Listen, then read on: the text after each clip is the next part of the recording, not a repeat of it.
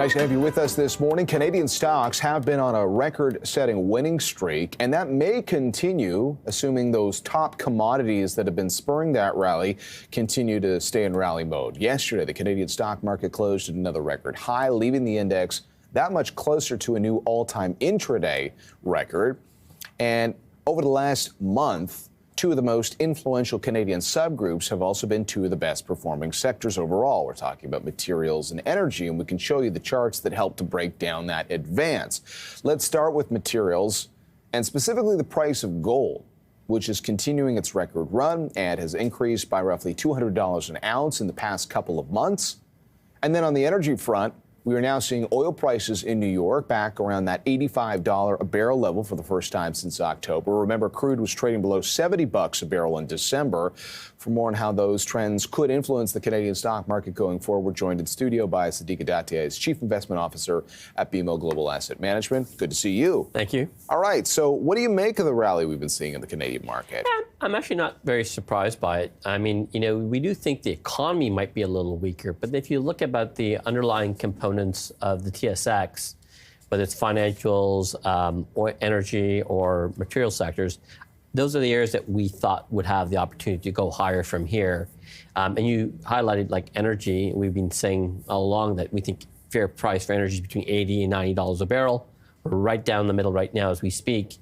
And anytime you get to that $70 barrel, you know that supply is going to get restricted, and that's kind of a bit of a floor that we've been seeing, and that's been tested a couple of times so far in the past year as well. So I see that momentum continuing on the energy side, and I think it's time for the financials to get a bit of a run as well too. I want to talk about financials a little bit later in our conversation, but just staying on oil, how far do you think is realistic to expect in terms of a climb for crude? Well, I think it depends on a few things. First of all, I think we're getting pretty good limited supply, but again, not all OPEC members are following the rules. If China does start to get that additional demand coming through, then you have a lot more upside on the demand side. And then if we have geopolitical risks, that too could also cause a temporary supply shock that could cause oil prices higher from here. So I still think there's room to go higher from here. And it's particularly if China does come back to stronger demand, then the new range might be 90 to 100. 90 to 100, so maybe getting back there. And just taking a quick look at the breakdown of energy as a component of the Canadian stock market. Right now, we're at about 18%, second only to financials, followed by industrials and materials, which is represented with that nice move in gold, up it's about 11% weighting. So energy and materials together make up, give or take, 30% of the Canadian market. That's a pretty hefty 1-2 punch. Do you think the road ahead for those two sectors is a determining factor on whether the TSX is remaining or continuing its way into record territory? Yeah, I think that along with the financials are the three reasons that you'll see the TSX higher throughout this year. And I think, go back to gold, gold is hitting record levels. I still see it have a lot of momentum.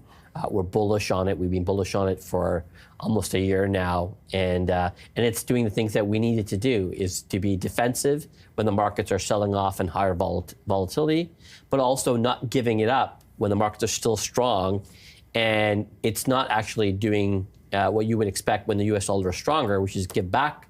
It's not doing that either. So it's losing some of that identity a little bit along the way.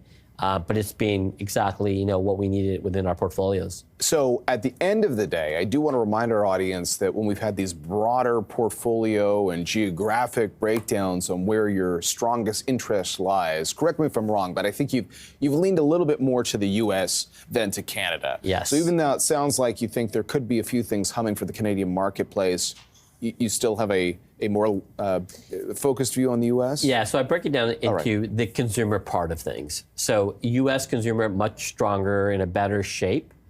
Canadian consumer, definitely not in the same camp, right? So therefore, when I think about energy, I think about, materials, those are less driven by the Canadian consumer and more by global. So therefore, those are going to benefit off a global, bounce back. Financials, though, do have tied to a bit of the Canadian consumer, but financials have come from a very low point, strong, healthy dividends across the board.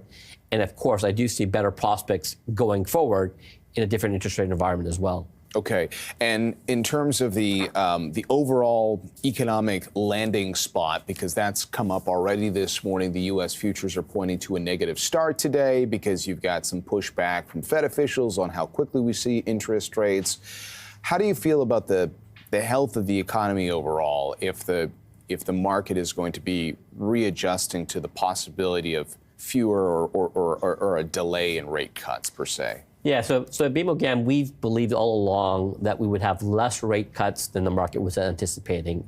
Key to that has been that the economic data has been relatively strong. Consumers have been relatively strong as well. And therefore, there's no need or rush to actually cut rates in the U.S. And the Fed has given that indication that they're still not comfortable at inflation where it's at today. I do think they're going to cut rates. I don't think they're going to go to 3 and 4 rate cuts. I think more likely somewhere between the 1 and 3 level, probably closer to 2. But that still means that the economy is still holding up relatively well. Markets can still go higher from here and hit new all-time highs. And at the same time, the rate cuts should be also positive on bonds as well. So, this could be an environment again where we see both equities and bonds have a pretty good year still. But at the same time, as long as the economy remains where it's at, which is again not eroding fast, but slowly, deterring.